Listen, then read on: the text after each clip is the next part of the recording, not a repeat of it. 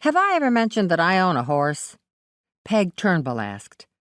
She'd arrived at the Gallagher house to visit her sister-in-law, Rose Donovan, and had been directed around the back of the narrow three-story building in downtown Stamford, Connecticut. Originally a home, the house now served as a women's shelter that was owned and operated by Rose and her husband, Peter. "No, you haven't." Rose looked up as Peg walked around the side of the building and used the question to announce her presence. Trust Peg to make an unusual entrance.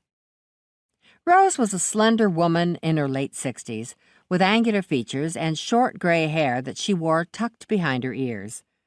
At the moment, she was holding a rake in her hands. Peg had no idea why. The tiny yard behind the shelter consisted mostly of hard-packed dirt, with a few scraggly tufts of grass. The only spot of color was a row of tomato plants growing near the tall fence that separated the property from its neighbor. Peg couldn't see anything in that area that called for the implementation of a rake. Then again, she'd just arrived. Perhaps enlightenment would be forthcoming. "And now that you are mentioning it," Rose continued, "I'm not sure I believe you.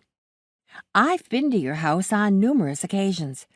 If you had a horse there, I'm quite certain I would have noticed." "Lucky Luna doesn't live with me," Peg replied.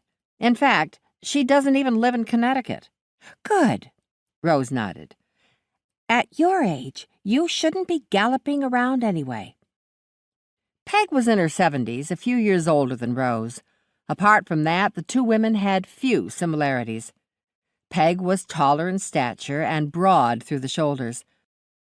Not only did she possess a bigger build, Peg also had the forceful personality to match. "No one is galloping anywhere on Luna," Peg said. "She's a thoroughbred broodmare, boarding at a farm in Kentucky. Every year or so, she produces a foal." "That sounds like more than one horse," Rose commented. "Years add up, you know." Peg's lips flattened. They were both well aware of that.